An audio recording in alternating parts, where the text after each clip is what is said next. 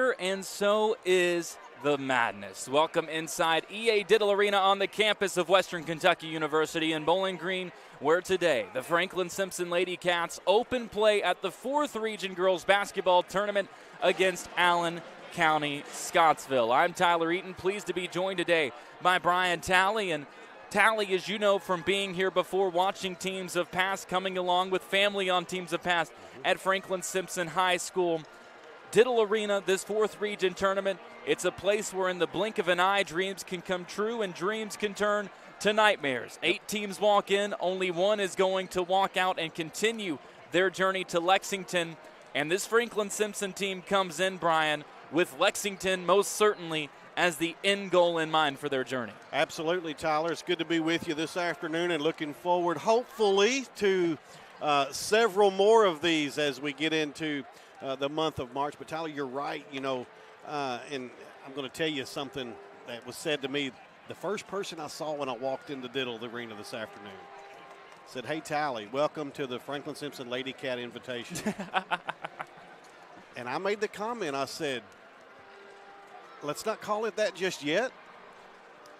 Listen, all the pressure's on Franklin-Simpson today. Absolutely. They are the team that's supposed to go to Rupp Arena next week. Allen County not even supposed to be here.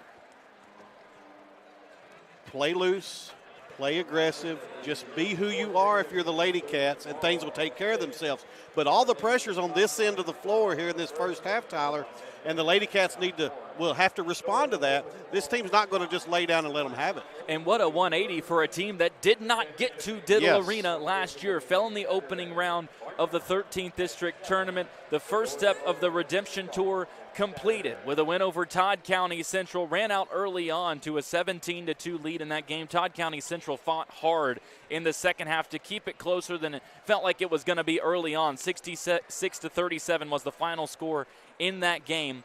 Since the loss that you were with me with, Brian, up in Owensboro at the Kentucky 2A State Tournament, as Franklin-Simpson saw their best start ever, their best winning streak to start a season come to a close, snapped at 16. They've now won 13 straight games since that point, 12 of the 13 coming against Region 4 teams. To your point, they've been the consensus #1 team at the top of the area poll. They moved up to number 8 in the final Courier Journal media poll of the season.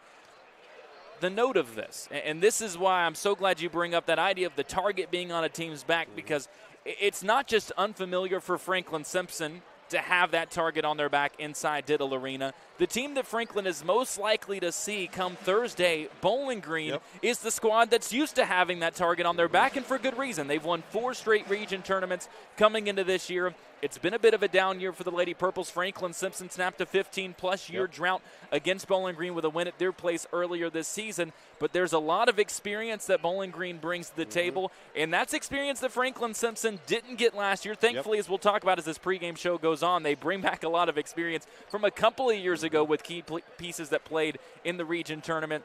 But it's not just a different floor with being a college floor, but it's a completely different atmosphere, a totally different feel in terms of what it looks like behind the backboards, what your backdrop is like, and the atmosphere and the gravitas of it all is just different from anything Franklin has experienced, including that 2A tournament. Yeah, if you think of most high school gyms, when you're shooting, you're looking at a wall. Yes. Typically. Here, you're looking at stands and a wall. The wall, you can't even see it from where you're shooting from. So a totally different backdrop. And this point was also made to me in that same conversation. There have been times when Franklin teams, historically, girls and boys, do not come here and shoot the ball very well. But this person said, Tyler Eaton, that won't matter when you're shooting layups. And that's what this Lady Cat team can do as they turn teams over, press, get out and run, and shoot a lot of layups. You don't have to worry about hitting a lot of threes at that point when you're making layups. That's what Franklin-Simpson had to do in that game against Todd County Central. The guards carried the scoring load, but they did a lot of it inside. We saw in the opening round of that district tournament against Russellville, it was all Chloe Smith, all Larisha Cawthorn. They each scored 18 points by themselves. They outscored Russellville. They only had 17 combined in that game against Todd County Central. Only had 7 in the first half. Lanaya Brown had 14 at halftime, finished with 16 to lead the way. Vanessa Ray added a career-high 15 off the bench. And we talked about this before we came on the air when you looked at the length of this floor, how everything feels, how long of a season it's been, the depth that Franklin-Simpson has and how fast they can rotate in different pieces that play an identical style and wear you down on the defensive end is going to be huge tonight against an Allen County Scottsville team. As you mentioned, nobody thought they'd be here. Yep. Just 12-17 on the season. Had an 8-game losing streak earlier on. Since then, they've gone 4-3. Surprised Barron County in the 15th District semifinals before falling 62-51 to Warren East in the title game. And these Franklin-Simpson guards defensively, Tally, are going to have their hands full against the best scorer in this region. Just a freshman, 5'6", Avery Morris is already over the 1,000 career point mark. Insane. She's top 25 in the state, averaging 21 points per game. She's averaging 23 over that 7-game stretch that I mentioned. You stretch it out over the last 13 games, she's scored at least 20 points 7 times. Led the Lady Patriots with 20 points in that upset win over Barron County. And this is one thing you see with teams when you get to this point in the season. You throw that overall record out the window. It's about how you're playing right now. Yep. And in terms of runners-up in the other districts outside of South Warren, this ACS team is probably playing the best of anybody. Absolutely, and you spoke to Avery Morris, Tyler. She is a joy to watch play basketball. Yes. If you do not have a rooting interest and you're just listening to us today or watching us, you just sit back and enjoy watching this freshman from Allen County, Avery Morris. There's going to be a lot of talent both ways on this floor here this afternoon. We're going to take our first break. When we come back, our pregame show goes on for this arena. Here's the fourth region tournament. It's Franklin-Simpson ACS on 92.3. I bet it is.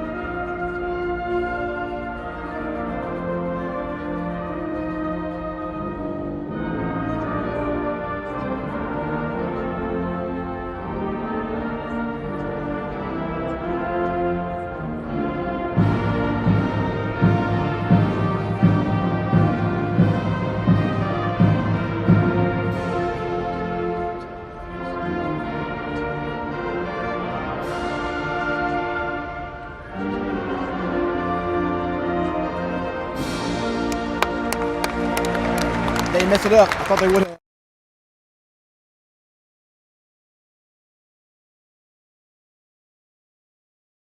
Everybody, and it'll give us good time to run through the starting lineups.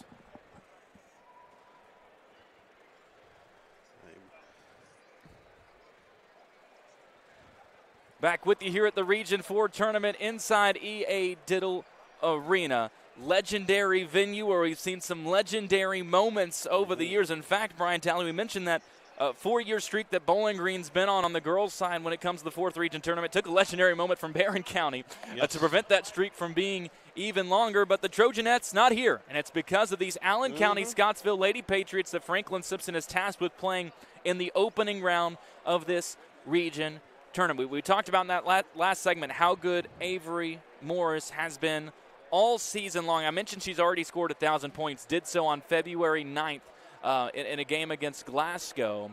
14 times this year she scored at least 20. Twice she scored at least 30. Had a career-high 35 against Warren East in the regular season in a game they lost in overtime.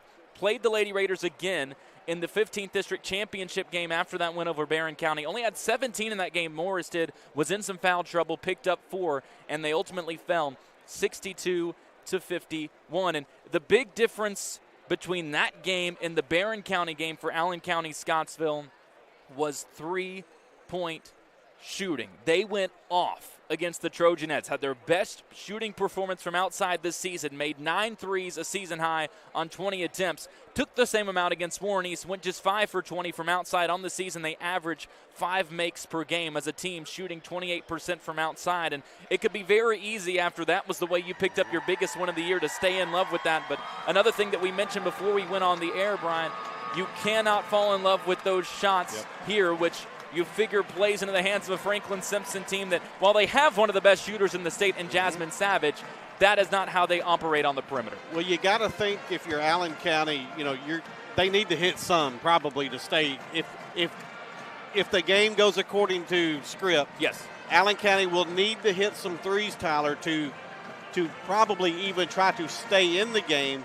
But neither team, especially in this first game now, as you turn around, whoever wins today and plays Thursday and then plays again next Saturday, you get a couple of games under your belt in this atmosphere, you may start feeling a little more comfortable out there.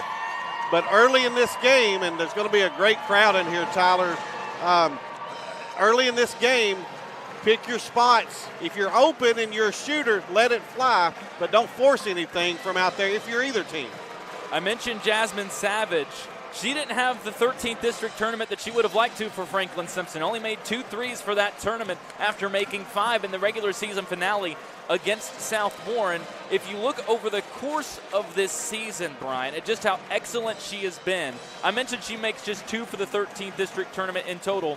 18 times this year she's made at least that many in a game. She's the first player under Ashley Taylor to cross over 60 three-pointers made in a season. But outside of getting Jasmine on track, there was one number that stood out in that Todd County Central game, and it comes from the Region Player of the Year, Larisha Cawthorn, who was held to a season-low 7 points against Todd County Central. That was the first time all year she'd been held to single digits. Came into that game with a streak of 18 straight with at least 15 points scored 16 in the regular season win Franklin-Simpson had against this Allen County Scottsville team. 66-40, FS won it on the road back in January. And I mentioned the first round production for Chloe and Larisha compared to the championship game. If you go back to that regular season matchup between Franklin-Simpson and Allen County Scottsville, you were there for it, Brian. It was all Chloe. It was all Larisha. They combined for 35. Chloe had her season high with 19. Those two by themselves through 3 quarters were outscoring the Lady Patriots. With as different of a venue as it is, I don't think either of us expect Franklin-Simpson to try too many shots from outside.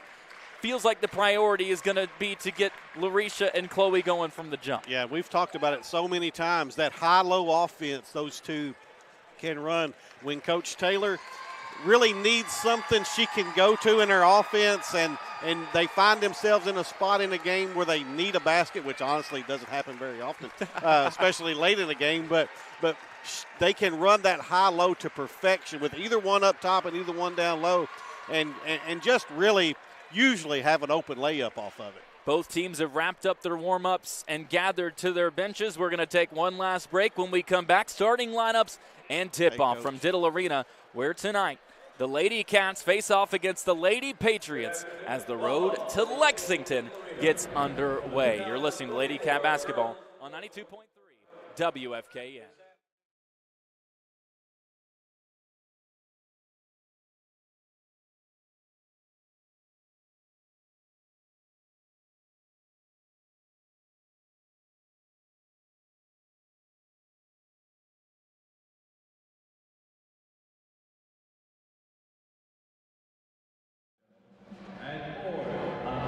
Junior, number 14, Riley Joy.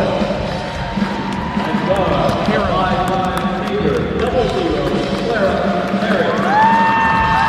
And guard, 5'3" junior, number 3, Aubrey Xavier. And guard, 5'6" freshman, number 10, Avery Morris.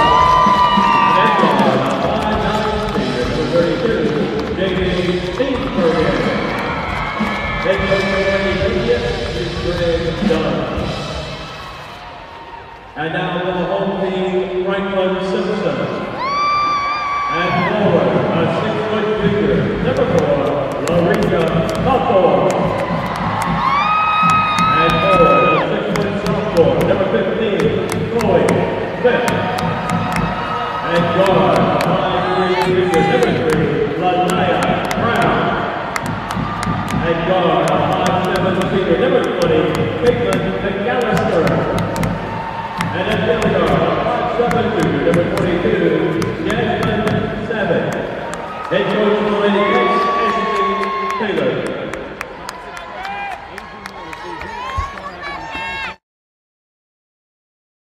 Clara Berry, the other guard. She's averaging 2 points per game. The forwards, Riley Roy and Jaylee Steenbergen.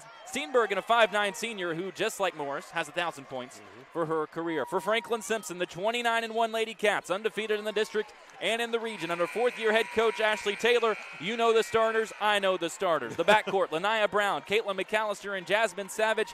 And the best front court duo this region has to offer, Larisha Cawthorn and Chloe Smith. Larisha is the one to go up for the tip for Franklin-Simpson. She wins it, and McAllister chases it down, and we're underway from EA Diddle Arena.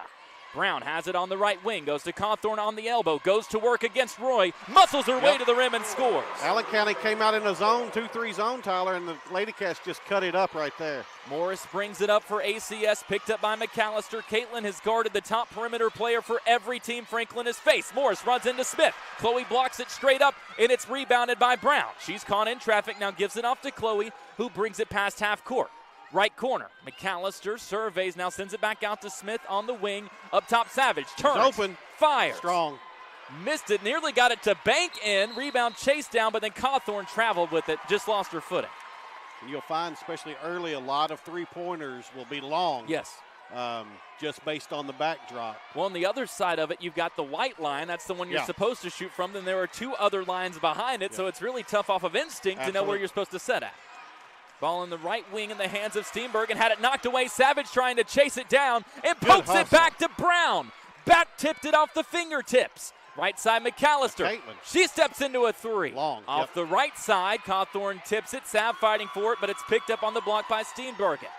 Off to Morris. She wants to run. McAllister picks her up on the right wing. Fakes left. Gets right. Move. Cuts inside. Draws the block. Doesn't finish, but she's got 2 free throws. I think they called it on the floor, Tyler. Oh, my goodness. Yeah, that's I don't know call. how it was on the floor. That's a bad call.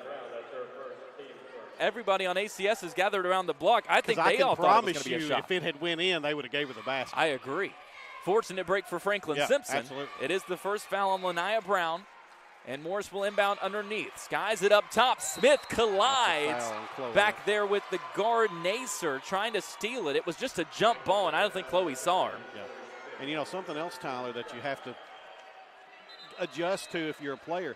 These are third region officials. Everybody knows that every region calls the game a little bit different. Some regions call it a little closer, some don't. So as you get through this first quarter for both teams, okay, how are these officials going to call it?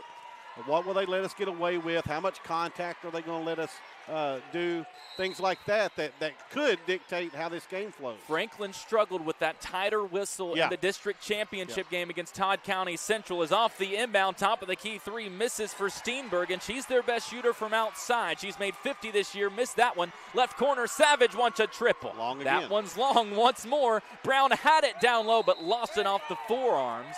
The officials trying to figure out who it's going to go to, and it does go to Allen County Scottsville. I think we're shooting too many of them early, Tyler. Agreed. That's already the third try from outside. The one bucket is what we talked about early on, which we figured would be what Franklin wanted to do, and that's go down low to Cawthorn. We get our first sub as Savage checks out and Asia Nolan comes in. Morris walks it up, goes on the elbow to Roy, hands it off to Steenbergen, gets to the free throw line, nearly had it knocked away, but recovers and sends it out to Nacer. She bumps into Roy, almost lost it backcourt, picks it up right in front of the half-court line, and ACS keeps possession. You saved that somehow. Franklin's really extending this man-to-man pressure. Up top, deep three from Nacer. Off the front, rattles off, rebound fought for, gets loose from everybody. Up with it on the floor is Nolan, tried to throw it to Cawthorn, and she lost it out of bounds. Lady Cats a little out of sorts. Are they going to say that was tipped?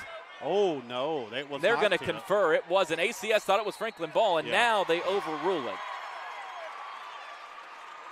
What's interesting is that Franklin, despite not being here last year, has a huge advantage in terms of players that have played here. Everybody on the floor except for Chloe has experience in the region tournament. She's being driven at now by Steenbergen, who leaves it on the baseline for Barry. Wraps around, caught on the elbow, now swings it out right side. Jumper for Steenbergen, blocked by Smith. Rebounded by McAllister. She wants to run, wants to bullet one ahead. It's deflected. Caitlin then knocks it away from the defender. Morris had it, then she lost it out of bounds. Both teams playing extremely hard. That adrenaline pumping. Yes. With 5:43 left opening quarter, and it's 2-0 Franklin-Simpson for a Lady Cat team that averages 63 points per game. That's top 15 in the state. if you asked Coach Dunn before this one started at the 5:43 mark of the first quarter, you'd trail 2-0, Delighted. he would have said, yes, that's perfect. Brown on the left elbow gives it to Nolan in the corner. Vanessa Ray came in for Chloe Smith during that break. Lanaya darts into traffic, gets a blocking foul called. Again, it's going to be on the floor. They get that on Barry, her first. First on ACS. And Franklin will inbound underneath. McAllister, the one to trigger. We'll see if she goes quickly into Cawthorn. Does so on the block. She's double-teamed. Kicks it out to Nolan. Right side, McAllister. Jabs left, drives right. Lost it off, but recovers in the corner. Caught in traffic. Slings one out to Ray. She's bumped. Yeah. And a foul called on Nacer. Just didn't mean to foul there, but 5:25 left opening quarter. 2-0 still FS. Ray averaging 6.5 points per game, coming off that career-high 15 against Todd County Central. Had herself a district tournament. Scored 14 the game before against Russellville. Has been in double figures 9 times this year. Cawthorn flips it out to Nolan. Now right side McAllister against that ACS zone. Brown attacks baseline. Gives it to Cawthorn at the free throw line. Gets into traffic, spins out, and she fades away from 7 and swishes it. I'm not sure why she won't shoot every time down the floor. There's nobody on this Lady Patriot team that can defend her right there. Driving in is Morris. Wants her first look, instead kicks it out baseline. Now left wing, Nacer 3, and that one's perfect. I said they're going to have to hit a few. They hit that one. It's 4-3. Lady Nacer, a Cats. 26% shooter from outside. McAllister thought about answering, now goes elbow to Cawthorn. Waves it underneath, sends it over to Nolan. Fakes the 3, drives, passes, kick. Coach Dunn wanted a travel off the catch. I think had an argument for he it. definitely had an argument. As Deborah Patrick is going to come in for ACS to give a little more size against Cawthorn. They're going to keep Rory in, the 5'10 forward. So they've got their 2 tallest players on the floor here. Savage comes in as McAllister checks out. Interested that we're not seeing as much of that 2 big lineup early on from Franklin. Yep. Ray inbounds up top. Savage sends it over right side. Nolan, she's left alone for a 3. Long. Off the left side, deflected out to Morris. Cats falling in love with that outside shot. I think we're playing right into their hands, Tyler. I agree. Ball knocked out of bounds into our press row. It's out of bounds to ACS here on the near side. 4:30 left in this first quarter. It's 4-3 Franklin-Simpson. And thankfully for the Lady Cats, Morris hasn't gotten going yet. She wants to now against Ray on the right wing. Flips it into the corner. Rory caught in traffic, defended by Nolan. Tries to go back outside. Vanessa jumps and knocks it away. Cawthorn up with it. Up ahead, Nice Brown, pass. right block, finishes through the contact and 1. What an outlet from LaRisha. That's where we've got to go. We are more athletic, we're quicker, and we're bigger inside that paint than anything Allen County has to offer. One all-region selection to another. Lanaya averaging 9 points per game, been in double figures 14 times, scored 16 in the district title game against Todd County Central. Only had 7 at ACS, and it's because she wasn't able to get out and run like that. Missed the free throw. Cawthorn with the board, and then she's hacked from behind by Steenbergen. So 2 free throws for Risha, who has 4 of the 6 early on for Franklin and assisted on the other 2. She comes as the only player on this Franklin-Simpson roster that played on this floor, Brian Talley. Yep. Last season got to be here as part of the 13th district champion Russellville team as she knocks down the first of these 2 free throws. It's good to have that experience, especially when you consider that she played extremely well. Yes, she did. Had 20 rebounds in their second game here. As the second free throw falls, she's already got 6, and it's 8-3 FS, 4:10 left first quarter. 6 of our 8. Franklin-Simpson extending full court pressure here. Morris passing it back and forth with Steenbergen, now brings it across half court. She's trapped, near side, slings it back to Steenbergen, it's over and back. Great pressure defense right there in front of us, Tyler. Maybe that's why you go with the 4-guard lineup. Yeah. With Vanessa, and I've talked about this before, she functions as the 4 because of how high she can jump despite only being listed at 5'3", and it really allows you to extend that defense. Yes. Vanessa's got it on the right baseline, gets around Rory, wraps, leads Nice it to pass. Lanaya Brown, left elbow jumper, left short, and it's rebounded by Morris. And she's fouled by Lanaya Brown, and that's Lanaya's second. Both teams now with 4 fouls. Smith and it's just the third on FS to clarify. So Chloe will come in. They're going to bring LaRisha out for a breather. McAllister takes Lanaya's spot. We'll see how much of Brown we see. She's a key piece of this team, not just defensively, but running this offense. Morris is hurt, Tyler. She's holding the right knee Might have bumped knees. Might have, but that is not what you want to see if you're Coach Dunn, because I can promise you that young lady would not have come out of this whole game. She wears compression sleeves on both knees.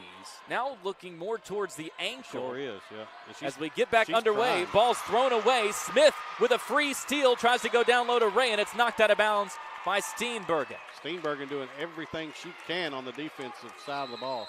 Morris still messing with that left ankle, and Coach Dunn, I think, is going to take a timeout purely to give her some more time, because without that, I don't think the game plan is for her to be on the bench for a second in this game, despite the fact she's scoreless. Franklin-Simpson's done a good job against her and really did a good job holding her to 17 the first time these two teams faced off. 3:45 left, opening quarter, 8-3 FS, 6 points already from Larisha Cawthorn. Lady Cats seeking their first region championship since the 2008-2009 season. And we've talked about some parallels between past Franklin-Simpson teams and this one. Chiefly, we usually talk about 07-08 with that team that made a great run all the way to the championship game of state. But if you look back at that 2008-2009 year, you'd never guess who they played in the first round of the region tournament. I'm going to say Allen County Scottsville. And you'd never guess who they played in the second round of the region tournament. I'm going to guess Bowling Green. The Bowling Green Lady Purples. Now, the parallel ends at the title game. It was Barron County. That will not happen this year. Amazing the historical ties with this team to past teams. As we get back underway, Savage has it up top off the inbound. Now right side, Nasia Nolan. Back to Jasmine, to Caitlin. Down low, Ray. Guarded by Roy. Triple team and had it ripped away down there by Sarah Wright, in for the first time for Allen County Scottsville. She averages 3 points, 3 rebounds per game. One of the 3 seniors on this team. Right side, trap set up. It's thrown away to Nolan. Here comes Nasia, right side in transition, has to cut it off, now sends it out to Savage. Up top, Smith drives off the dribble, pulls from the elbow, left short, and it's rebounded by ACS.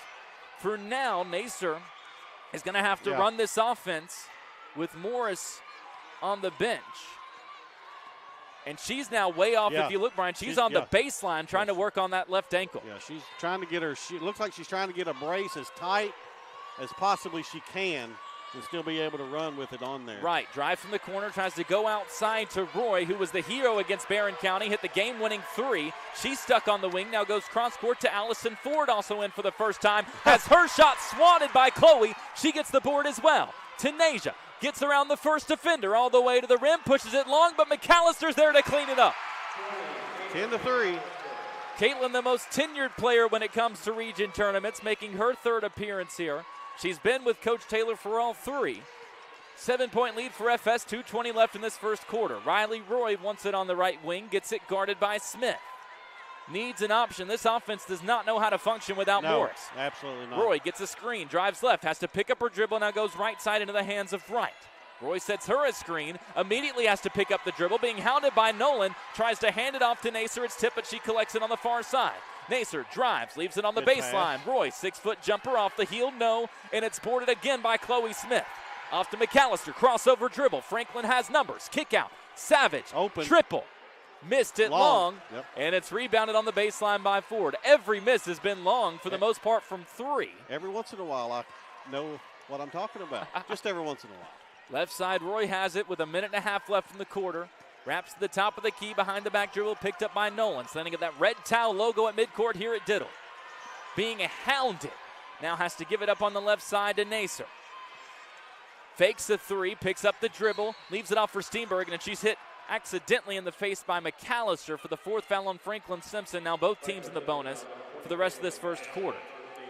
And Tyler Morris is now on the trainer's table, and they're taking everything off of that left foot. And they're working hard on that left ankle. Yeah, I'm beginning to wonder if she'll appear back in this game or not. We'll continue to monitor the situation as Cawthorn is back in for Franklin-Simpson. Sanaya Downey's making her first appearance, the 5'5 junior who doesn't score too much, but we know she does on defense, and she gets so many offensive rebounds and loose balls. As Caitlin McAllister knocks the loose ball away, it goes to Smith. Cawthorn in transition, seals the defender, takes the contact, and scores. She only scored 7 points in the district championship against Todd County Central. She's already got 8 today with a chance to make it 9 at the strike. It's 12-3 FS. And that's Franklin-Simpson basketball. Absolutely. Layups. Yes. Layups. will win you this basketball game. Risha made her first 2 free throws, a 63% shooter from the stripe this year. She's 3 for 3 tonight. She's got 9 of the 13, and it's a 10-point FS lead with a minute left in the first quarter. Hot potato being played in the backcourt as ACS tries to break the pressure, bringing it across his right, runs into a trap, has it top of the key, sends it over left side. Steenbergen's going to fire a 3. Missed it long. Smith tips the rebound to herself, picks it up in the corner, now puts it on the floor. 45 seconds to work with.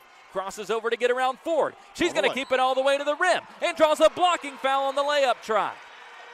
And now there's a player down for Allen County Scottsville. It's Patrick who was down there and had the foul called. Was a big collision, but I don't think Patrick was set. They're going to call over Coach Dunn to check on her. Holding her head, it might have been on the way down. Yeah. And now Avery Morris's mother is over there. And typically when mom or dad shows up, that's not always a good sign. They're taping up the ankle. Okay. So they're going to try to give it a go. They've put the wrap on it. As Chloe Smith gets set for 2 free throws. She's scoreless so far tonight, a 65% shooter on the year. That's the best mark on a Franklin-Simpson team, shooting 55% as a squad. Averaging 10.5 points, 5.5 rebounds. Had 18 against Russellville in the opening round of the district tournament, 10 against Todd County Central in the championship game. Knocks down the first of these 2 free throws. Had her best game of the year against Allen County Scottsville. 19 points. Most of them came in the first half. Thought for sure she was going to have a new career high. She scored 20 twice. Couldn't break through. But she splits these 2 free throws. Cawthorn chases down the miss. Boy, oh boy, what a game she's had. They do not have an answer, Tyler. My goodness. Risha's already got 11. It's 16-3 Franklin-Simpson. Right side, Nacer picked up by Downey. Smith comes to trap, and Nacer breaks the press. 25 seconds to work with. Down low, Ford kicks it out. Elbow jumper, missed short. Smith with another rebound. She's cleaning the glass. 15 seconds left. Chloe to Downey. Right side. Goes right to the rim. Flips up a wild shot. A lot of contact. No call either way. It's rebounded by ACS. 7 seconds left. Up ahead. Nacer goes at McAllister. Flips up a wild one with the left hand. It misses. Cawthorn's going to get a half-court heave. Got it off after the horn. Didn't go. But Franklin-Simpson picks up the offense after they only score 2 points in the first 2.5 minutes. It's 16-3 Lady Cats through 1 here at the 4th Region Tournament. You're listening to Lady Cat Basketball on 92.3 WFKN.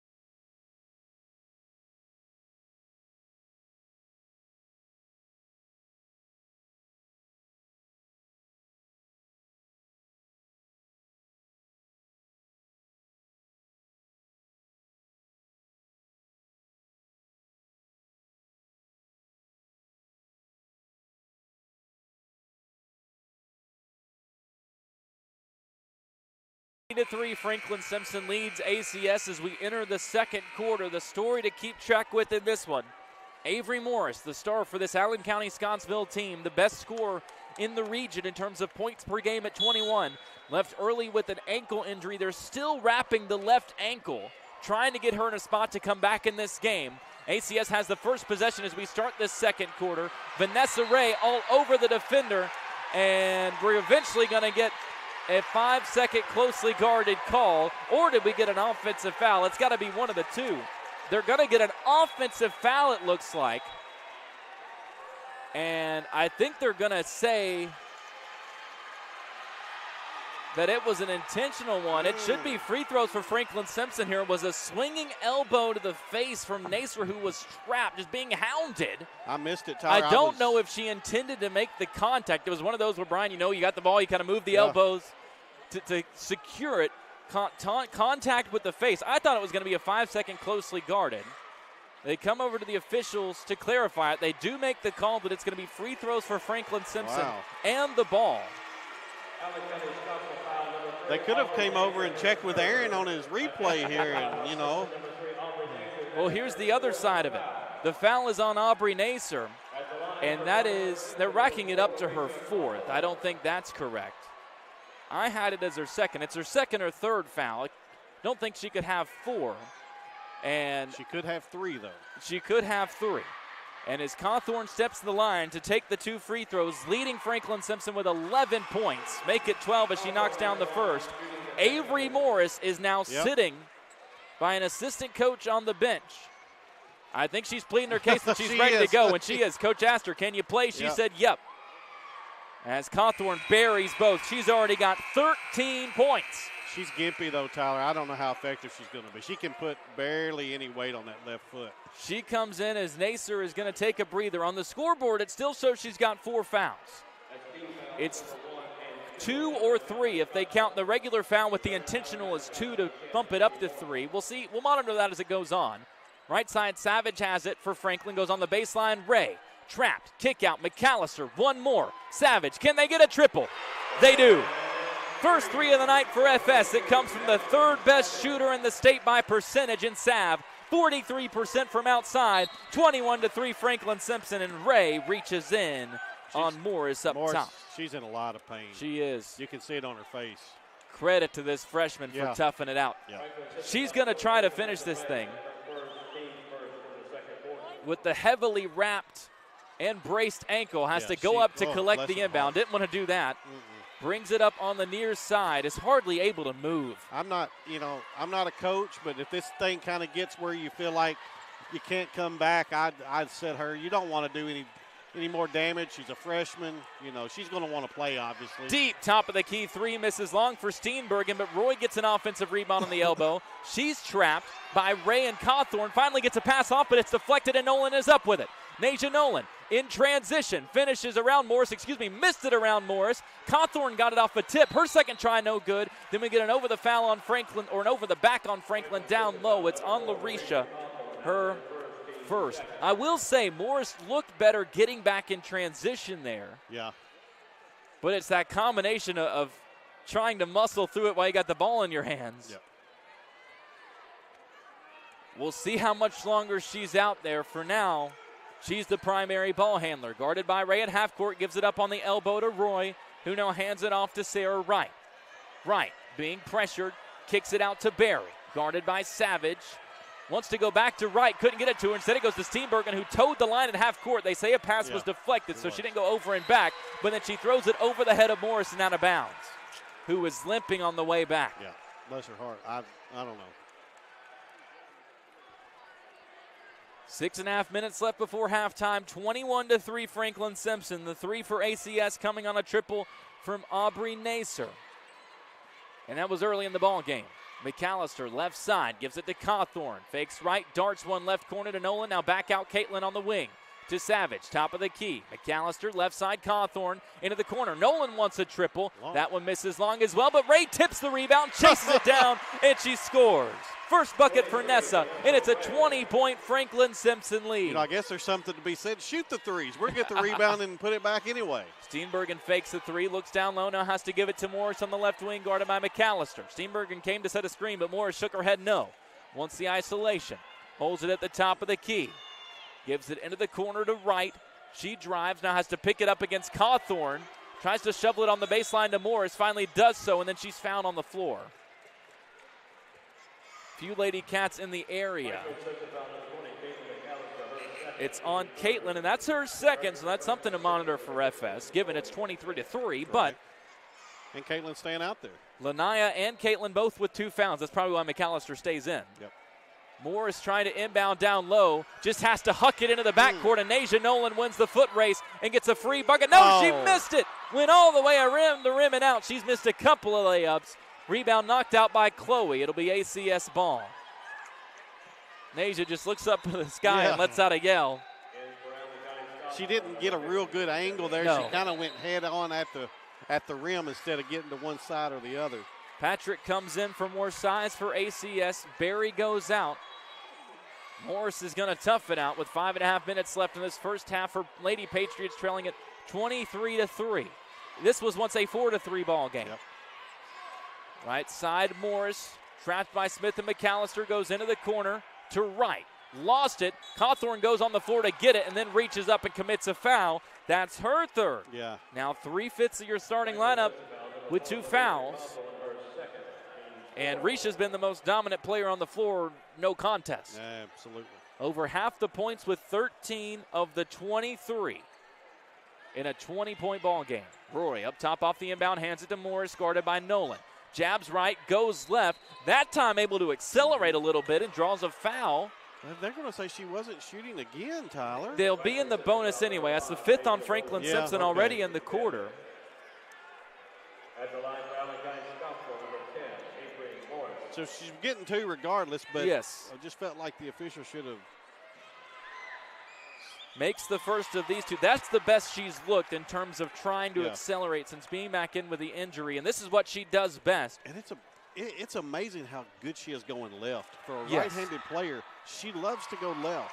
Makes both free throws, a 77% shooter on the year, gets there 8 times a game for a player that scores 21 a night.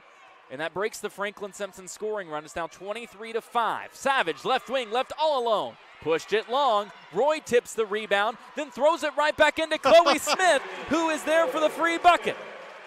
Never throw it back in under the other team's basket. No. 25-5. Morris on the right side. Again, gets momentum going to the rim. Missed the layup short, well defended by McAllister, and she gets the rebound as well. Caitlin up ahead, Larisha. Left side, drives, contested, pushed it long. Was a nice contest by Steenbergen that time to climb the ladder and get in the way. And ACS clears the board. Left side, Roy guarded loosely by Nolan. Spins left, now gives it off on the wing to right. They want to go to Roy on the elbow, can't get it to her. Now instead, Wright puts it on the floor, drives it Savage, flips up a layup, pushed it long, and the rebound is cleared by Nolan. Here comes Nasia on the right wing, guarded by Roy. Cawthorn was open down low, Yes, they missed her. Instead it goes into the corner to McAllister's. We tick under halfway through this second quarter. Savage darts one right side to Caitlin, now right elbow Cawthorn. To Savage, one more to Nolan. Can she get a triple? Yeah. 3 for Nasia.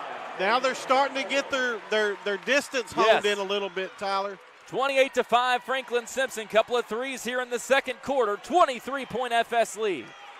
And that Lady Cats section, you normally don't like to see blue on the red seats here in Diddle, but that sea of blue coming to life on the far side. Morris tries to go down low, and it's stolen by Cawthorn. Only acceptable blue inside Diddle. 3-on-2, Risha crosses, gets all the way to the rim and scores. She kept it herself. There's the unicorn. She's got 15. 30-5, Franklin-Simpson. Full timeout taken by Allen County Scottsville with 3:15 left in the first half. You're listening to Lady Cat Basketball on 92.3 WFKN.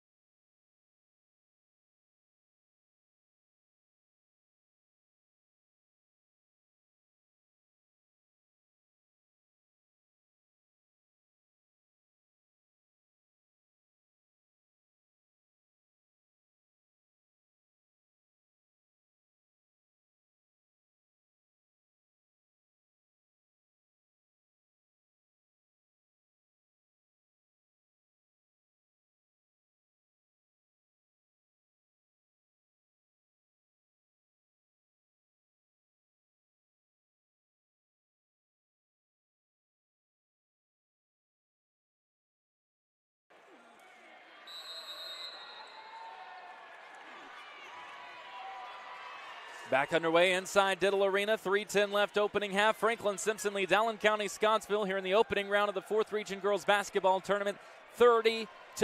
ACS has possession out of the timeout. Riley Roy's going to try a right corner 3, left short, and Smith gets another rebound in the corner.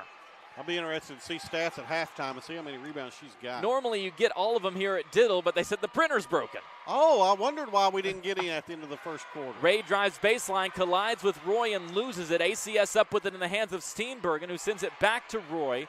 Now right back to Steenbergen, and she gets it to Morris across half court. Avery Morris with the only 2 points in the quarter from the free throw line for ACS. She's got it on the right wing, fakes the three, looks to get inside again, runs into Cawthorn, and Risha gets a clean block. Here comes McAllister. Right side, absorbs contact from Steenbergen, left it short, but she's fouled. She has been so much more aggressive, and Brian, I'm sure you've noticed this too. We hadn't seen this from her for 3.5 years at Franklin-Simpson. She's been putting the ball on the floor, trying to get to the rim, getting to the free throw line a little bit more. Still doesn't have a ton of experience there, 6 for 15 this season, but good to see her put that to use because teams are going to let her do that. Yep. Turns into this first free throw, knocks it down, and if it's the first time you've been with us, yes, I'm in it. She turns into it. Yes, she does. Starts with the body open facing us here on the near side of the court, then spins that right foot around and faces the basket, and this time it works for both of them. She's got 4. You can't argue with the results, right? 32-5, Franklin-Simpson, 2:20 left, second quarter. Morris on the right wing gives it up out top to Steenbergen. Fakes the pass, now goes back to Morris. On the elbow, pass deflected by Cawthorn, but it goes to Roy, and then she just lost it. Out of bounds, back to FS. If you're Allen County, man, what do you do? Yeah. You know, how do you attack? You know, just got to be a frustrating preparation even preparing for this defense. And then when you get out here and try to play against it. We mentioned the offensive numbers. They're top 5 in the state in defense, giving up 35 a game. Right side, Brown drives in, drops it off for Smith on the block, pushed it long, but there's Larisha, and she's fouled. 2 free throws for Cawthorn. Larisha and Chloe playing volleyball there. Well, we have talked about that before. I believe it was Chloe that mentioned this, that she has really stopped worrying about missing because she knows if she does, Larisha's going to get it. Now, the conversation with Coach Taylor became, all right, let's make that go both ways. Right. Chloe's got to hit the boards just as hard for Risha, and her rebounding has really improved over these last 4 to 5 games, as Larisha is now 5 for 5 at the free throw line. I said that streak of 15-plus point games came to an end against Todd County Central. In the first half of this game, she's already started a new one. Had 11 points in the first quarter, 5 in this second quarter. The rest of the cast has stepped up. About as a dominating first half all the way around as you can have for the Lady Cats, offensively, defensively, special teams, all of it, have been really good. Cawthorn buries both. She's 6 for 6 at the stripe, 34-5 FS on our 2 minutes left in this first half. And Brian, we talked about this at the beginning of the broadcast, the target on Franklin-Simpson's back. The statement that this makes to everybody watching is profound.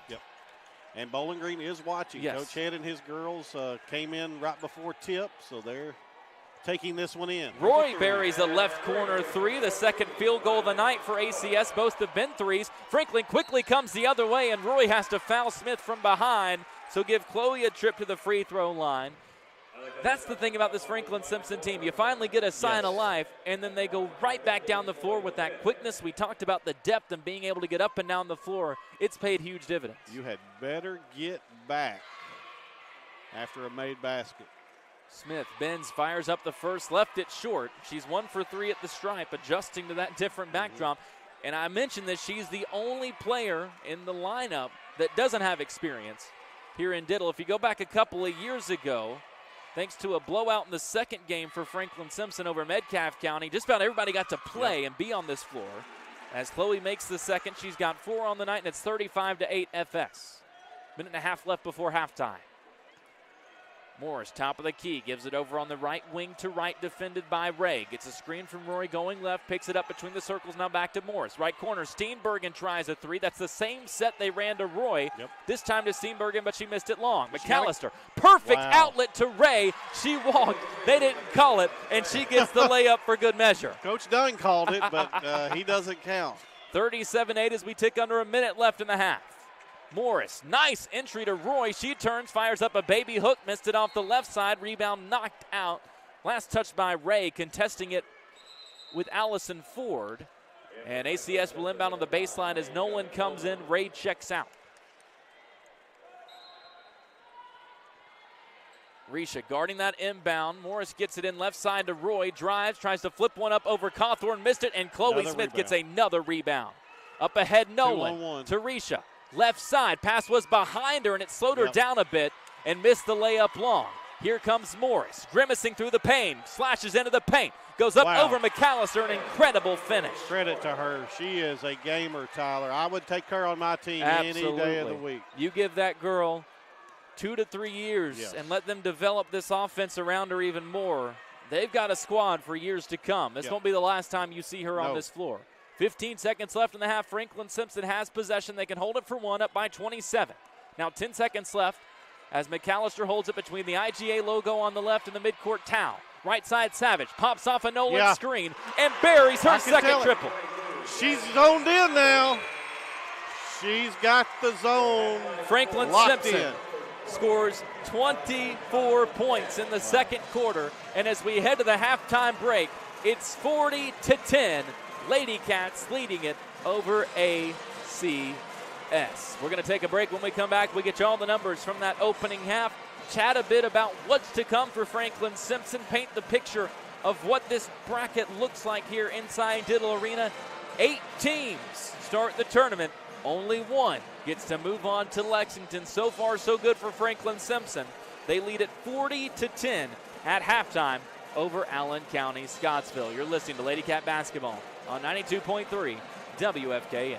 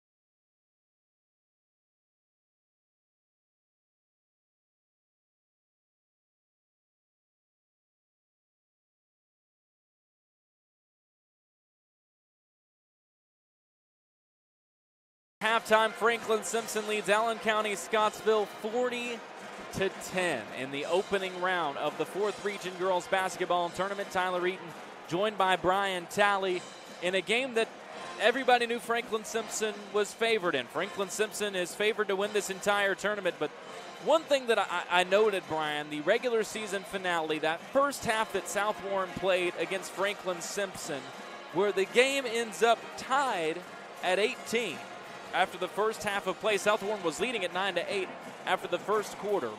That game showed some cracks in the armor for Franklin-Simpson, and for South Warren, it turned into momentum that led them here to Diddle Arena. I believe, I don't know without that performance that they have the confidence that they did to win their opening round matchup in dominant fashion against Greenwood of the 14th District Tournament. I think the one thing tonight for Franklin-Simpson with the other teams here to scout you, to watch you play, was to avoid showing those weaknesses and leave that door of hope open for your opponents. It took about 2.5 minutes, but they slammed that door shut. They did. Just I mentioned it there towards the end of the first half, just a dominating all-around performance. But, you know, you think about it, Tyler, you did what you should do. Yes. You know, Franklin-Simpson this year is a lot better than Allen County. That is of no disrespect to the Lady Patriots at all. They are going to be a really good basketball team, as you alluded to, in a year or two. They're going to be fantastic. They're young. But the question always remains when you come into an environment like this, like we talked about pregame, you got a target on your back. Yep. You may or may not shoot the ball like you want to. But one thing you can always do is defend, and that's what this Lady Cat team does. They defend. And you noticed in the second quarter we started getting our eye shooting down a little bit, got a little bit more comfortable. The butterflies probably flew away, and then you just start playing basketball, right? And Franklin-Simpson did what they should do against, again, no disrespect to Allen County, but what they should do against this team. It's a team that Franklin-Simpson beat 66-40 in the regular season, and that was much closer than what the game really was. Yes. Franklin only scored 6 points in the fourth quarter of that game. I mentioned it earlier. Larisha and Chloe at the end of the third quarter were outscoring Allen County Scottsville by themselves. Larisha by herself is outscoring Allen County Scottsville in this game. She's got 17 points to lead everybody. Her season high is 23. Don't know how much we'll see of her in the second half of this ball game. 17 points, 4 rebounds, a steal, and assist. And the big thing for Risha, she's really been working on this, no turnovers in this first half. As a team, Franklin-Simpson only turns it over 3 times. They turn ACS over 13 times. I've mentioned a lot of times the ratio between field goals and turnovers for the opposing team. They take 19 shots, turn it over 13 times. Franklin takes 30 shots, so they're already plus 11 in terms of shots, shooting just under 50% from the field. 3 for 10 from outside, went 0 for 5 in that first quarter, and like you alluded to, settled in the second. And something you mentioned, turnovers, Tyler, I want to just touch on something real quick. Allen County with 13 turnovers. The Lady Cats have 9 steals. Yes. So that means 9 of those 13 were live ball turnovers that do what predominantly for Franklin-Simpson? End up in layups or free throws. So take those 9 and let's say typically they have points off turnovers and all of that on here, but they don't have that for us yet. But I guess we're just lucky to get them if the printer's not working. But at any rate, 9 out of 13 times that Allen County turned the ball over, Franklin-Simpson was headed the other way with it. Live ball turnover, that's where this team thrives. And let's say you score on 5 of those. Yes. That's 10 points. Yep. That's what ACS has on the board Yep. right now. We said in the first half, Chloe Smith rebounded a lot of times. She had 8 rebounds in the first half of this game. Which, honestly, alone. I thought she had more than that. It seemed like it. She averages 5.5 per game on the season, 4 points to go along with those boards. Jasmine Savage behind Larisha with 6 points.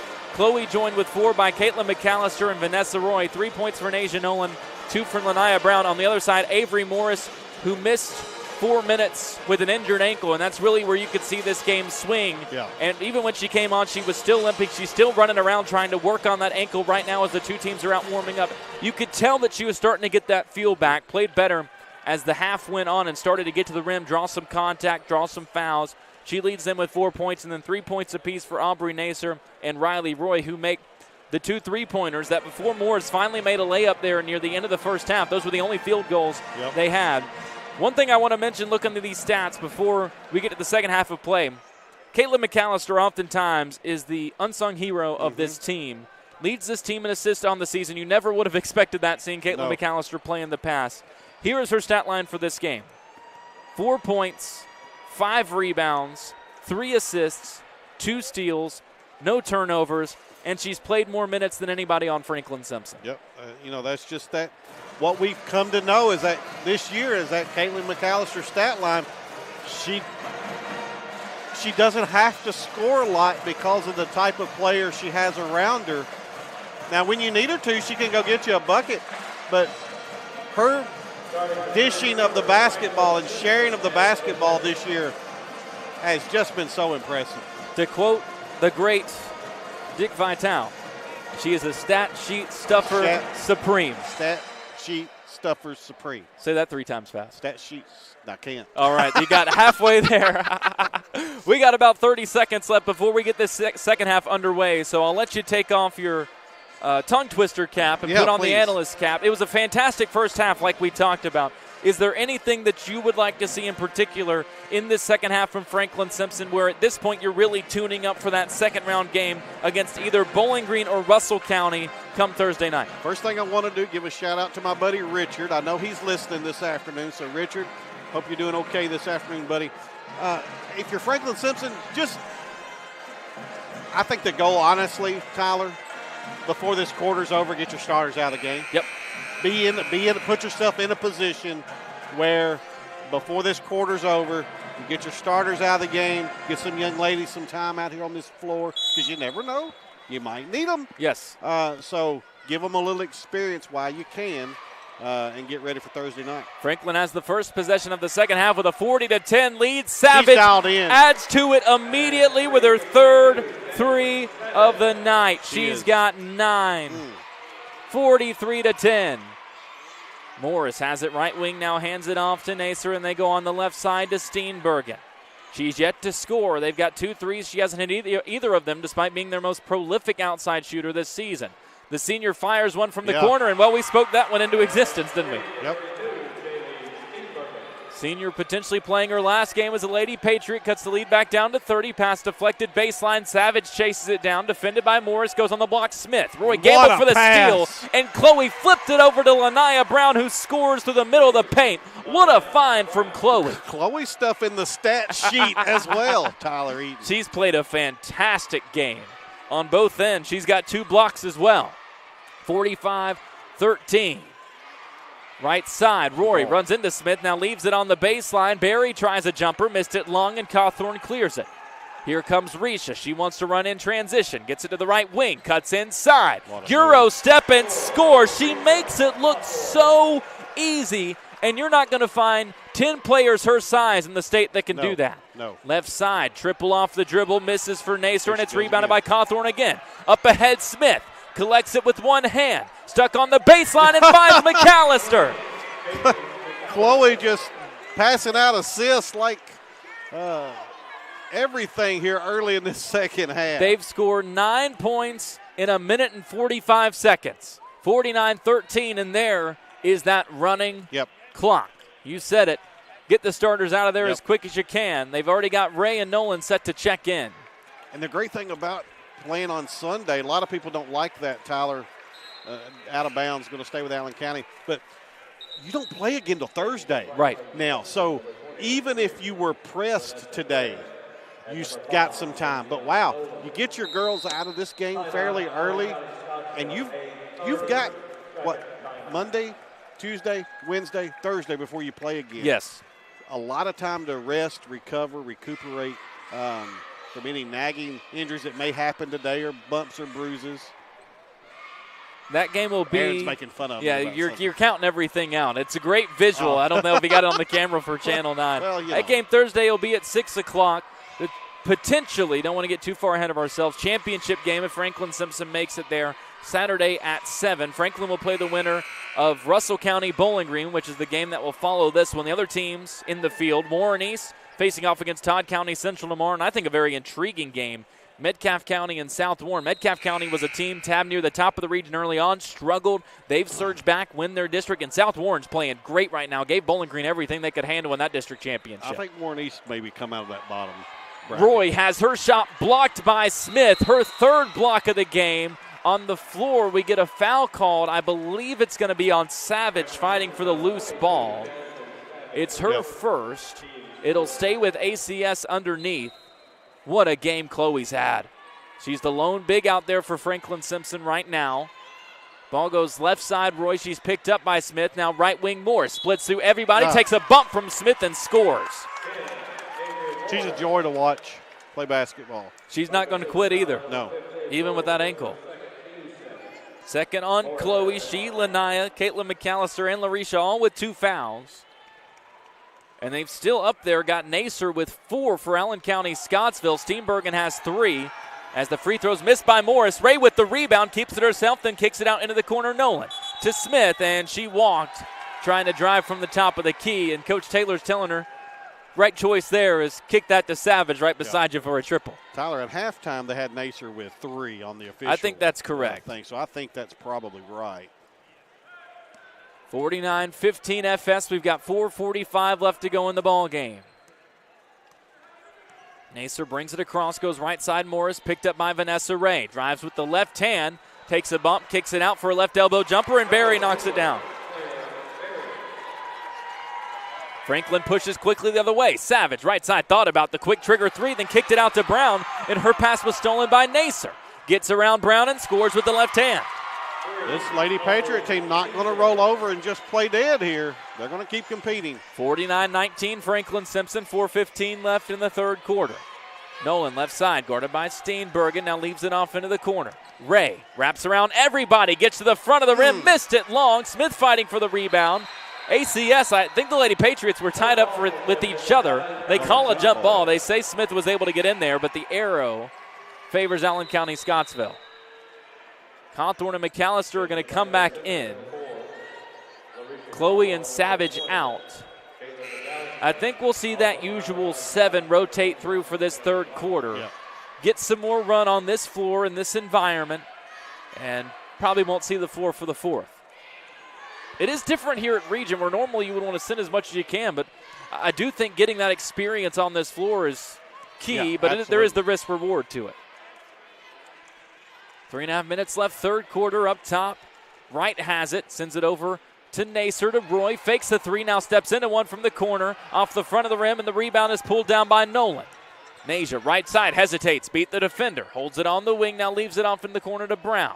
Out to McAllister. Down low, Cawthorn tried to turn before she caught it, lost it. Ray comes up with it, flips one up, almost banked it in, but she's fouled. 2 free throws for Nessa on the way. First foul on Riley Roy. Or excuse me, third. I thought they announced it as her first. I was a little confused because I had it as her third. As Ray knocks down the first free throw. It's 50-19 now, Franklin-Simpson. Nessa's got 5, averaging 6.5. Quick sub for Allen County Scottsville as Roy comes out. Deborah Patrick, the 5'10 sophomore, averaging 3.5 points, 4.5 rebounds, comes in. Bit surprised she didn't start the game alongside Roy to have some more size. That was their lineup against Warren East. As Ray missed the free throw, rebound pulled down by Brown. Nessa gets it back, goes to work, and flips one up and in, falling away from the basket. 52-19. Lady Cats doing a lot of work on the boards this afternoon. Morris, right side. Gets past McAllister initially, now swings it out to Steenbergen. Wants it right back, but Steenbergen now has to pull it back to the top of the key, being hounded by Nolan. Drives, leaves it off in the corner. Jumper faked by Wright, now pulls with the mid-range, and she knocks it down. Allen County a little more comfortable this half. Yes. Things are coming a little easier for them. Still a 31-point game, but it's been the best quarter offensively for ACS as Ray misses the jumper short. Brown gets the rebound on the block, and she scores over 2 defenders. She's listed at just 5'3", but averages 4 rebounds a game. She's got 8 tonight, and it's 54-21. Under 2 minutes left in this quarter. I mentioned it's been the best one for ACS. They had 10 points in the first half total, 11 here in the quarter. Wright going to work again. Gets around Ray, pushed the layup long, but it's chased down by Steenbergen. She pulls from the right wing off the front, and McAllister has the rebound. Up ahead, Lanaya Brown wins the foot race. Left the layup short. Morris had the board. Lanaya knocked it away and forced it out of bounds off of Morris underneath. Downey in for the Lady Cats. Second time we've seen her in the ball game tonight as Ray checks out with 1:20 left and ticking. McAllister will inbound, quickly goes into Cawthorn, turns right, goes up and over Patrick and scores. Again, makes it look so easy. Yep. She's got 21. Her 9th time with at least 20 this season. Her high on the year is 23. Steenbergen drives right, again leaves it off in the corner. Did Franklin draw a charge? Yep. Downey did. Yep, she sure did. She does all the little things. I mentioned she's chasing down loose balls, offensive rebounds. She creates so many second possessions and just makes the right play defensively. As Brown and Cawthorn come out, Majayla Butler and Talia Spencer in for the first time. Talia making her 19th appearance. Majayla has played in most every game this year. You would think that'll be the last time we see Larisha. Most likely. And if it is, she finishes with 21 points. A new high for her here inside Diddle. Came in with 40 points and 4 appearances in the region tournament. Averaged 16 points and 17 rebounds last year. McAllister, right wing, goes to Spencer on the elbow. 15 seconds left to work with. Pass to Butler is deflected by Morris and out of bounds on the far side. Clock is ticking, so Franklin's got to hurry. Under 6 seconds left. Butler to inbound. I don't think they realized that the clock was running. Comes into McAllister. She's only got 2 seconds and never realized it. Caitlin holds it. The quarter comes to a close. Best quarter ACS has played, but Franklin-Simpson came out with their foot on the gas to start the half. Scored 9 quick points in a minute 45. And with a running clock underway, it's 56-21 Franklin-Simpson as we head to the fourth quarter. You're listening to Lady Cat Basketball on 92.3 WFKN.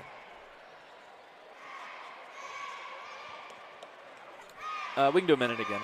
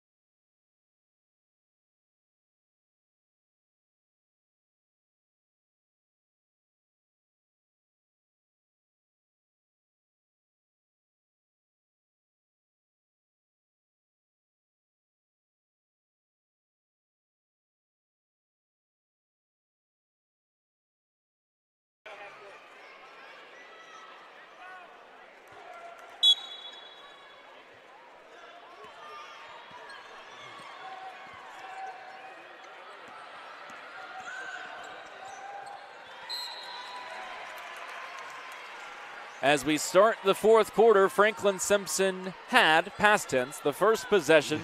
Majayla Butler lost it on a drive. ACS brings it across, down 56-21 here at the fourth region tournament. They turn it over on their first try. Downey up with the loose ball. Now Franklin-Simpson brings it across with McAllister. Caitlin has 6. Larisha Cawthorn leads everybody with 21 as we get an offensive foul down low against Spencer, trying to break free from Steenbergen. She just didn't quite stay still long enough. Talia in there with Majayla Butler, Nasia Nolan, Caitlin McAllister, and Sanaya Downey. Caitlin, the lone starter, left on the floor, the senior with the most experience on this floor. Steenbergen left alone for a right wing three. It was right on line, but pushed it long, and Nolan gets the rebound. Nasia brings it across right side. Leaves it to Butler in the corner. Nice find to Spencer on the block, but she had it blocked by Morris. And then Steenbergen off the rebound was fouled. Another Lady Patriot hurt, Sarah Wright. And she's holding the left ankle, it looks like, putting no weight on it. Morris coming back from the injury earlier. She's played her butt off.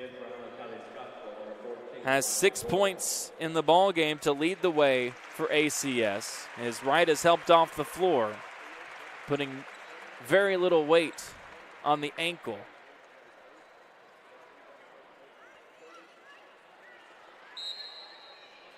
Been one of those games, Tally, where if you're on the ACS side, a lot of what-ifs in terms of the injuries. Sure. But full credit to Morris for playing through hers on the way. She's got it on the right wing now, guarded by Downey. Fakes right, goes left, leaves it for Roy at the top of the key. Wants to go down low to Steenbergen. They've got her posted on Nolan. Finally gets it to her, spins around, finishes with contact from behind, and one for Steenbergen. I'll tell you what, Steenbergen is just not going to stop, is she? She's not. Be her last game as a Lady Patriot, so what a career wouldn't be she's surprised had. if they feed her a lot to end this ball game. LaFrecia finishes with 21 and 6 rebounds for Franklin-Simpson. Chloe Smith also likely done 4 points, 8 rebounds, 2 assists, 3 blocks, and a steal.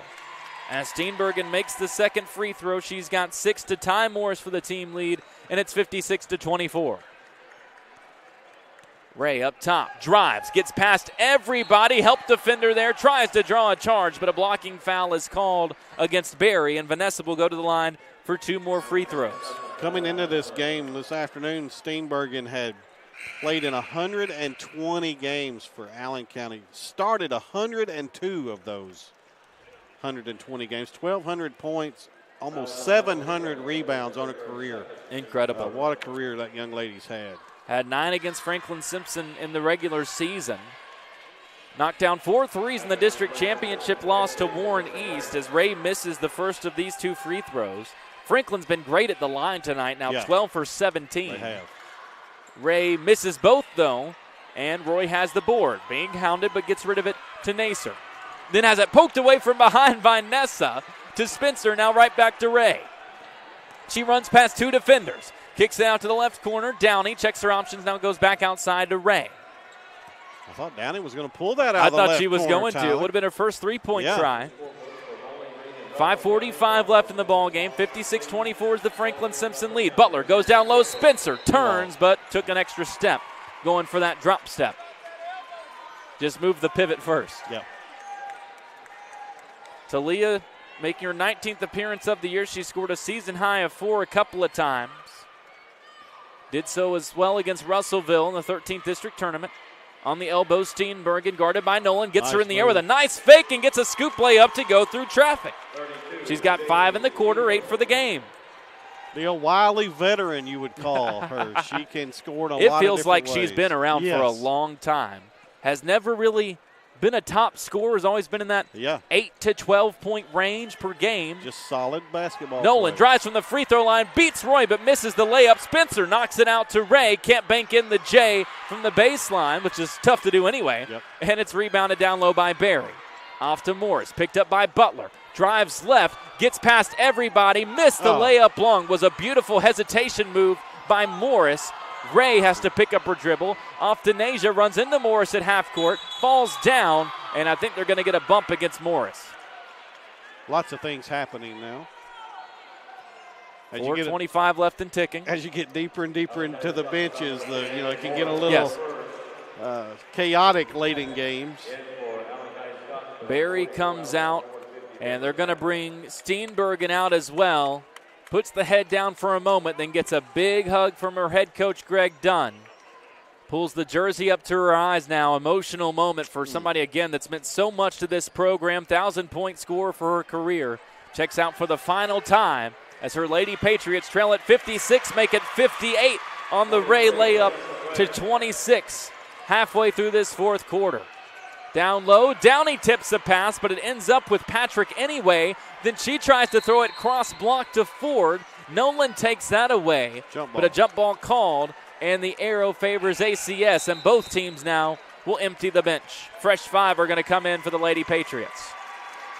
Rigsby, Spears, and Mackenzie Taylor in for Franklin-Simpson. Ray, Nolan, and Spencer check out as both sides give a standing ovation.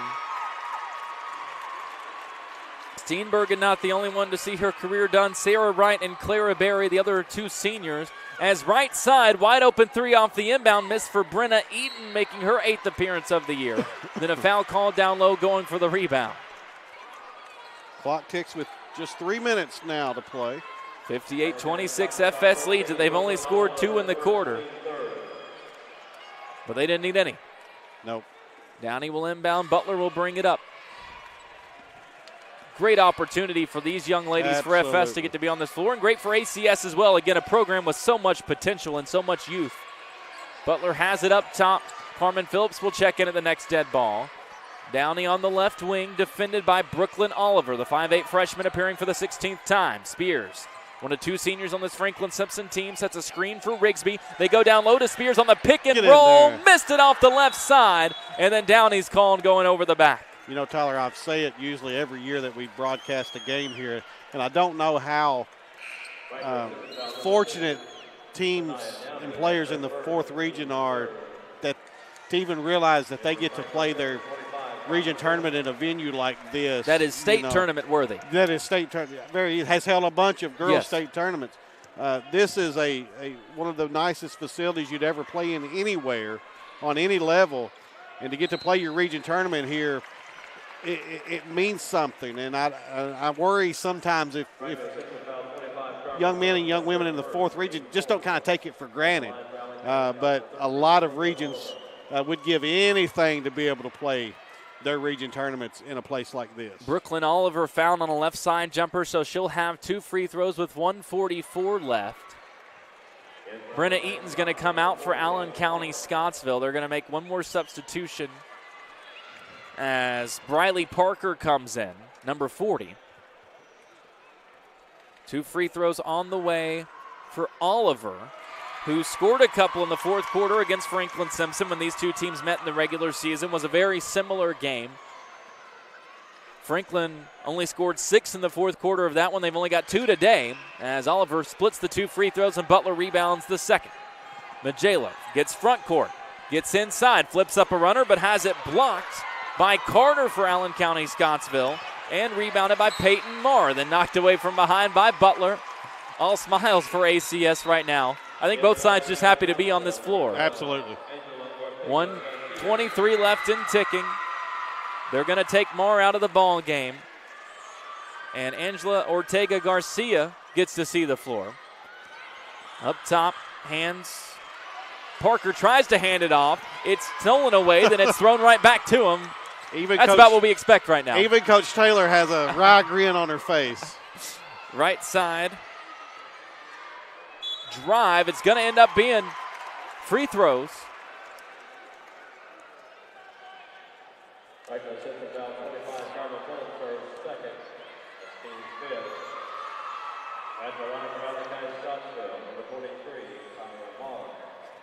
Marr will have a pair.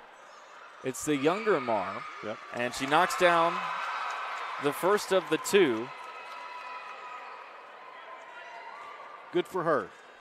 I enjoy watching players that don't get to play a lot come in and have a little success late in games. Kaya Marr makes both. And it's 58-29. Under 50 seconds left. Especially after we've already got the game wrapped up. Yes. Butler brings it across. Notice Coach Taylor is still up and coaching these girls. Better believe they it. Go down low. Spears tries to go up, then down. Got him in the air with a fake. And she'll get 2 free throws. Can the senior get some points here in Diddle? How good that would feel. And again, young lady that's committed several years to this program, probably doesn't get to play as much as she'd like to, has an opportunity here in Diddle. And she swishes it. Tyler. That was as perfect as it could be. Here's the thing about Jaden. I've talked to her about this before, as well as Carmen Phillips in there. Those are the girls that Larisha and Chloe are going up against every day. Yep. Iron sharpens iron. She made them both. And Jaden Spears gets 2 points here inside Diddle Arena. And she'll never forget this afternoon. Right side, Marr with it. Pulls it out to the wing. Thought about a 3. Now instead goes into the corner. Drive. Runner. Good. Brooklyn Oliver scores again. Look at the smile on that young lady's face, Tyler. That's what it's about.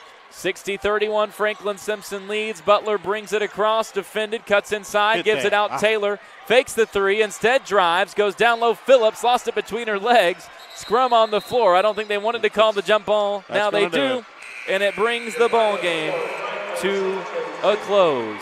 All smiles both ways, but for Franklin-Simpson, the journey continues. The Lady Cats will be in the Final Four of the 4th region, but their eyes are on the Sweet 16 of the state of Kentucky. 60-31, our final score. Franklin-Simpson wins it over Allen County Scottsville here in the opening round of the 4th Region Girls Basketball Tournament.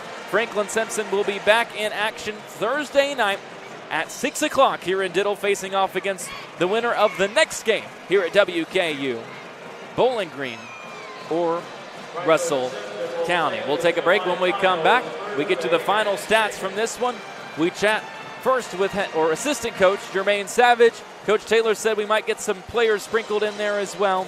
We'll see what happens. It's always pandemonium here at the region tournament, but this is the chaos you like to be a part of. 60-31 again, your final score. You're listening to Lady Cat Basketball on 92.3 WFKN.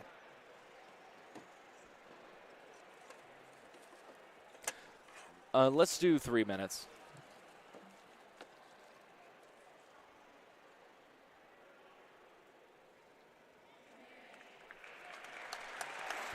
Franklin-Simpson will play in the semifinals, Thursday night at 6. They'll play the winner of Bowling Green Russell County. Doors will open at 5 o'clock. Our next game will start in 25 minutes.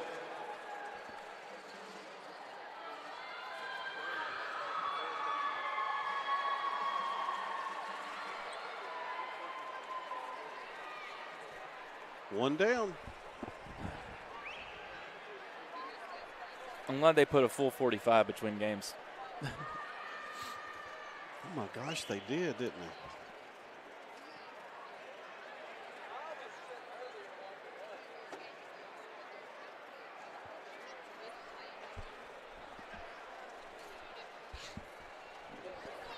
I think that was exactly what it needed to be. Yeah.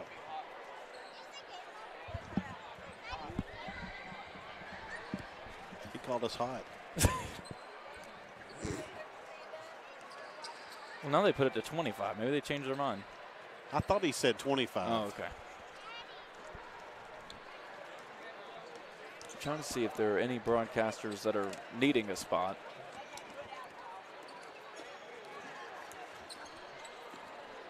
I don't know if Sporting Times. There's room down there. Sporting Times is up top. Oh, they're up there. Okay. That would settle it.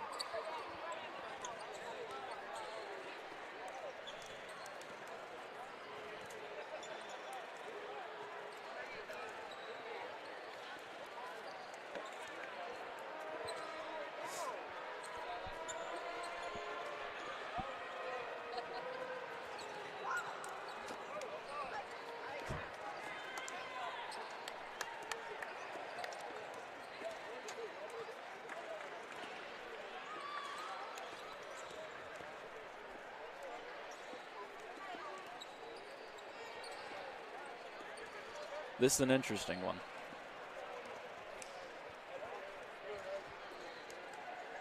I would not be surprised. They just got to score 40.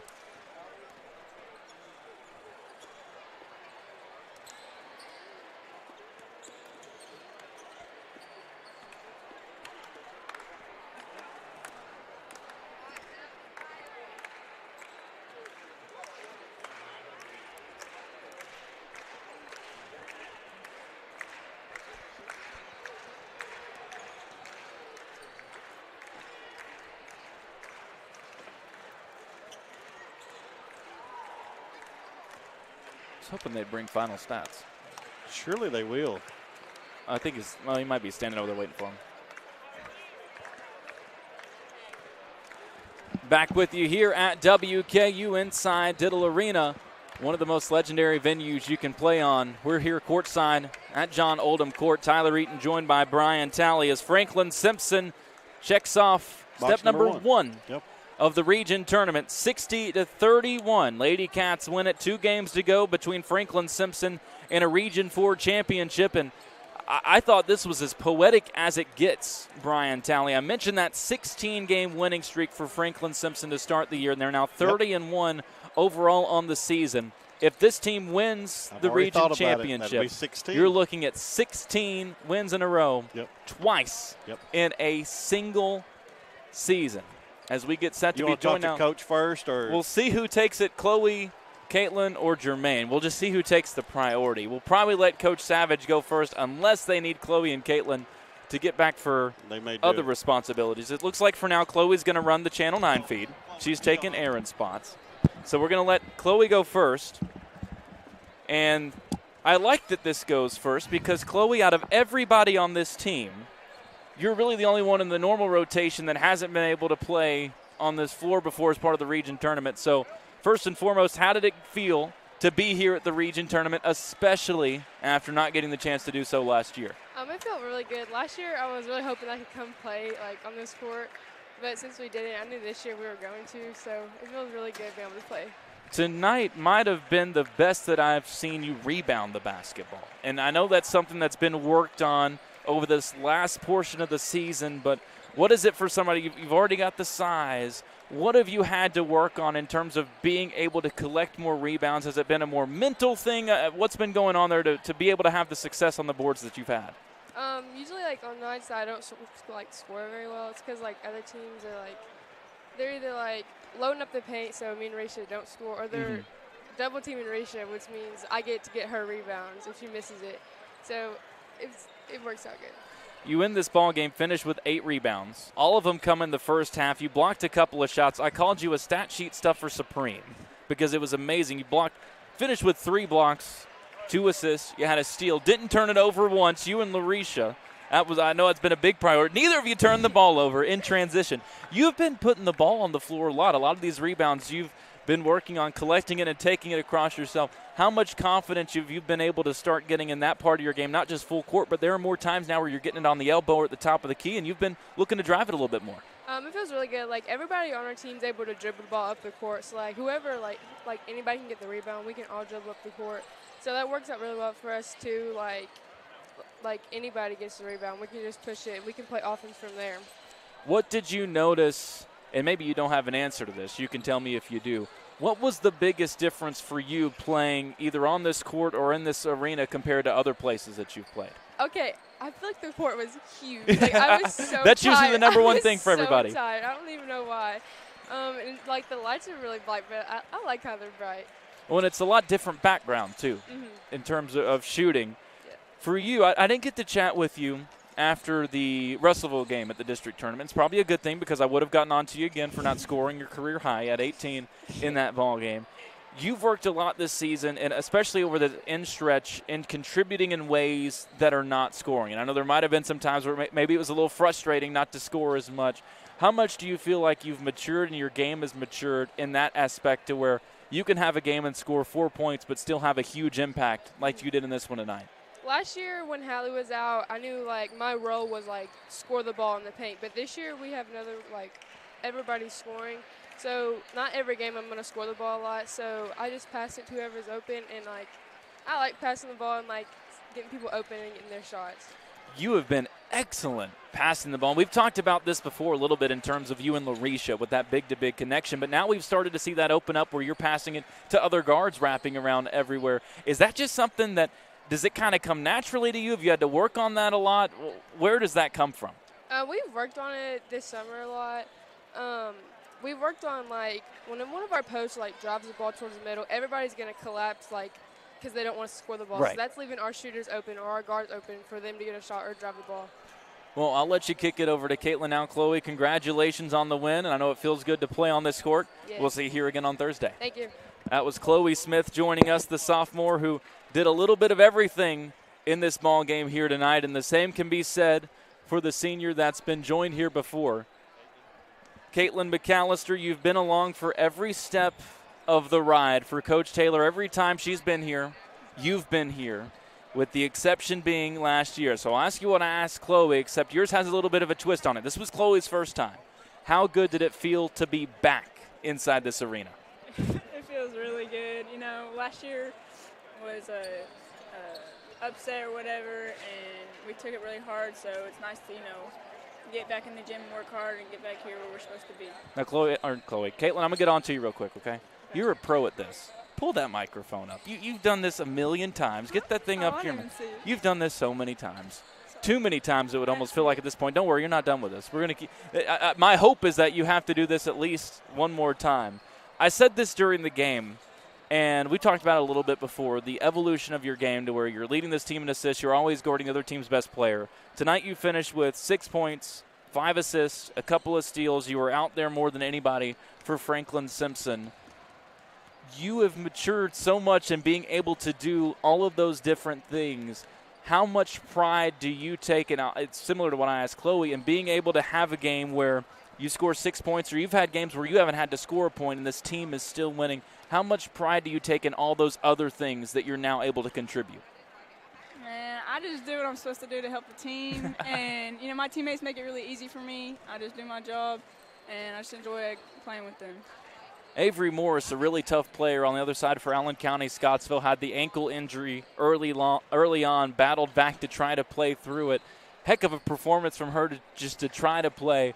How much fun has it been? You've been able to see her a couple of times this season, saw her last year as well. How fun is it for you to have a matchup against a player in Morris who leads the region in scoring? Man, she's a tough component, but, I like guarding her. I like people that are predominantly, can only go one hand or whatever. Mm-hmm. I like, take it as a challenge or whatever for me, see how many I can keep them from scoring. So, I enjoy it. She's good at going both ways, isn't she? She is. She's a good player. Another thing that has popped up in your game, and I haven't been able to ask you about this yet. I remember at the very beginning of the season, I asked you how many 2-point shots you made last year. And we had the conversation, and I think you even overshot, or maybe you undersold yourself. I think you said like 2. I said, yeah. And it was 8 or 9. Yeah. That is something that's completely changed in your game, especially with the second half of the season. You put the ball on the floor a lot more. You've been getting to the line a little bit. Is that something that Coach Taylor brought up? Is that something that just naturally started to happen with the offense? Walk us through why you've been more aggressive getting the ball inside. I feel like it's more natural. It's just my role, I guess, freshman, sophomore year. We had all those people that kind of in my position now, the point guard, driving and stuff. I was more just the shooter, so in practice and stuff, I didn't really work on, driving or whatever. So this year I've just taken more of the opportunity and work on that skill. Well, I'm going to send you over to Brian. He's going to get a picture with the plaque. You're our player of the game here tonight. Pelican Snowballs of Franklin, player of the game. When you're checking off that many different numbers, you earn yourself a player of the game. Caitlin, congratulations on the win, and we'll see you back here on Thursday. Thank you. That's senior guard Caitlin McAllister joining us on our post-game show here from Diddle Arena. I think we're good to go, as we're going to get the picture with Caitlin. Brian's going to get that up for our social media. And I think Jermaine Savage is going to hop on here, as our last guest said that he would join us instead of Coach Taylor. It's the second time we've been able to do this season. It seems like every big game environment, Coach Taylor just pawns this off on Jermaine. A happy belated birthday for you on the radio. I told you I said it last time. I appreciate it, man. Appreciate it. From a coaching standpoint, I can ask the players about this all day, and I know it's a little different from your perspective compared to the players with last year to now. For them, it's, of course they expected to be back here with the team that you guys had, but from a coaching standpoint, how good did it feel to have this team back here inside Diddle Arena and playing on this floor, especially after what happened last season? Well, we used last year's motivation. We came out this year with high expectations. Coming back this year, I told them we're home. It's Diddle Arena, Bowling Green's right up the road. We practiced yesterday at 3 o'clock, just like we would after school. We just try to keep everything normal, and we want to make this our house. That's what after every win, we chant our house, and we want to make Diddle our house. Took a quarter for the girls to settle in offensively. It felt like not just in terms of shooting the ball, but just finding that rhythm, getting out and running. 24 points you guys score in that second quarter. From your perspective, was it, just that matter of settling in, finding that shot, or was there something else that changed from first quarter to second quarter? It was. Early on, we were nervous. You probably won't see it the rest of the tournament. Mm-hmm. We were just nervous and anxious, more anxious than anything, ready to go, and everybody was playing with a lot of energy, and it was, we had to get settled in, and that's what we told them. Okay, now, we had a timeout. Let's settle down. Let's get going, and then we did. 21 points from Larisha tonight through 3 quarters. She had 17 at halftime. Was the focus from the jump feed her early and often? She's a beast. She's the real deal, and if you haven't offered her a scholarship, I don't know what's wrong with you, dude. She is the best player I've ever coached. I've coached a bunch of them, and I've sent her quite a few to school, but she's one of the best I've ever coached, and her upside is ridiculous. And, she could have had 40 if we wanted to. Yeah. I said that first half felt like the most that she had been unleashed. Yeah. Was the word Yeah. that I used so far this season, and yet I've said this before with her. We still don't know what her ceiling looks like as a basketball player. No, I told her yesterday after practice, I need you to play on another level for us to win this region and get to the state tournament, make some noise. So she did it. I mean, she's that kind of kid. She'll do anything you ask her to do. She's coachable. She works hard. And, again, if you haven't offered her a scholarship, you better get on board because she's going to be special in college as well. I'll ask you about one more thing before I let you go, and it's something I've been meaning to ask you. I'm glad that I get to do it on the radio because you are going to have the best answer to this of anybody. I've spoken at length about the year Jasmine Savage has had shooting the ball from outside. She's third best in the state in terms of percentage.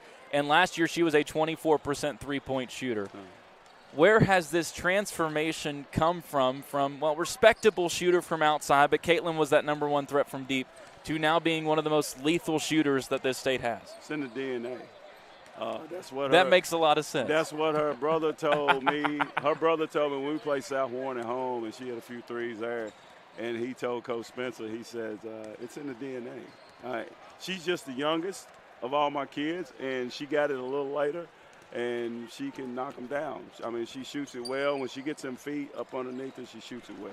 Jared's hit some big shots on this floor. Yes. Jasmine gets 3 of them here today. Coach, congratulations on the win, and we'll see you guys again on Thursday. Appreciate it. That's Jermaine Savage joining us here in our post-game show as we'll get the mic over to Brian Talley. It's a busy night here, although admittedly, I mentioned this, fortunately for us on press row, it's not too busy. They're not going to run us out of here too fast. I asked Coach Savage, and you may have been able to hear the end of that answer because Jasmine's shooting numbers do not make sense. And you were able to see her last year. You've seen her in the past. She was an okay shooter, 24% from 3. You would argue below average. But not really a threat. No, and this year she has been one of the best in the state. She's the best shooter in this region. The fact that she was not on one of the all-region teams, I think, was an absolute crime. And his answer was simply, it runs in the DNA. Yep. I don't know if he could have answered it any better than that. It does, and I was going to bring up a point during the game, and it just never really got a good opportunity to. I wonder how many times dad, daughter, and brother have been out on a basketball court just having three-point contests. Oh, my goodness. Could you just imagine? Dad, Jermaine. I would love a win percentage breakdown from each one. Yes. Brother, his name's lost. Jared. And Jasmine. I wonder how many times those three have just been, all right, we'll see who's better today. Yep. And I guarantee you she wins her fair share. As you know from being a WKU fan, the Savage name has quite the legacy when it comes to three-point shots on this floor. We'll run through the final numbers from this one, not take too much longer with our broadcast. Again, your final score, 60-31. Franklin-Simpson winning it over Allen County, Scottsville. Jaylee Steenbergen, the senior, playing in her final game for the Lady Patriots, ends up leading the way for ACS with 8 points, 5 in the fourth quarter. Only 6 from Avery Morris, averaging 21 per game, top 25 in the state, but ankle injury early on in this ball game. Scored 4 points in the second quarter, 2 in the third, and once she finally came back from that injury, they were working, as you noted, Brian, on the table for a long time, trying to get that wrapped up, trying to get the brace on there right. Once she came back in, she did not leave the floor until the end of the game. Just a gutsy performance. She still played 24 minutes. Yes. That's just second leading minute-wise on the team, of course, behind Steenbergen. Just kind of speaks to the type of trooper that young lady is. 5 points for Aubrey Nacer. Junior's going to be back next year for this ACS team. 3 points for Riley Roy, also a junior. Senior Clara Berry scores 2 in her final game. 3 points for Brooklyn Oliver, 2 for Sarah Wright. And then rounding out the scoring for ACS is Kyra Mara with 2 points at the free throw line. As a team, they go 6 for 8 at the charity stripe, 3 for 14 from outside, 11 from 36 from the field. That is 31%. Franklin-Simpson takes 11 more shots than Allen County Scottsville. That's been a signature of this team. They out-rebound the Lady Patriots 35-22 and force 17 turnovers, 11 of them steals like you talked about, live ball opportunities to get out and score. Larisha Cawthorn leads everybody with 21 points. Jermaine said it during that interview. He said it could have been 40, and I wholeheartedly agree. She could average 35 points per game if this team wanted her to do so, along with 6 rebounds, a steal, and an assist in just 19 minutes of play. Goes 7 for 9 from the field, and the most encouraging thing, 7 for 7 from the free throw line, where Franklin goes 14 for 20. Yeah, 70% at the free throw line, which is above, obviously, this team's season average. So that's a good sign, again, to come into this arena and be able to shoot 70% from the free throw line. That's a step in the right direction for the Lady Cats. 4 for 11 from three-point range, 3 of them coming from Jasmine Savage, who goes 3 for 7. That's right at her season percentage of 43%. She has 9 points. Vanessa Ray with 9 points as well off the bench, was very aggressive getting the ball inside. Also collected 5 rebounds and a steal. 6 points apiece for Lanaya Brown and Caitlin McAllister. Again, our Pelican Snowballs of Franklin player of the game. 4 points for Chloe Smith, but as I ran through with her in the interview, contributed in so many other facets as she's become known for doing. 3 points for Nasia Nolan and 2 points for the senior Jaden Spears on a couple of free throws down the stretch. Add that all up, 60 for Franklin-Simpson. They win it 60-31 over Allen County, Scottsville. Brian Talley, final thoughts on this one before we get set to roll things over to the semifinals. You said it, I think, when we got off the air, as soon as the game was over, Tyler. Perfect storm for the Lady Cats. They did everything you'd want to do to come and score 60 points and not play the majority of your starters. And have 56 through 3. Yeah, and that's impressive here in this environment. 60 points may not be seen the rest of this tournament outside of what the Lady Cats maybe do in their next game. But, again, they just a day at a time, a game at a time, handle your business. That's what they do. Odds are you will not see 60 points in the next game coming up here if you're staying inside Diddle Arena. You'll get lucky to see 60 total. And you might be lucky to see 60 people. The environment for this next game. Well, here's the thing, Brian Talley, as I look across, Franklin-Simpson fans still making up the Russell County section, which, A, makes sense because I would expect everybody in Franklin is naturally cheering against Russell County, but B, that's a long trip even to make for a region tournament. The Bowling Green section behind us. The winner of that game will advance to take on Franklin-Simpson Thursday at 6 o'clock. The rest of the field, Warren East, Todd County, Central Metcalfe County, and South Warren. One of those 4 will advance to the championship game Saturday at 7. But not to get too far ahead of us, the next task lies ahead. Comes semifinal Thursday at 6 o'clock here in Diddle. So, for my partner, Brian Talley, for Control, back in the studio doing a fantastic job. As always, I'm Tyler Eaton.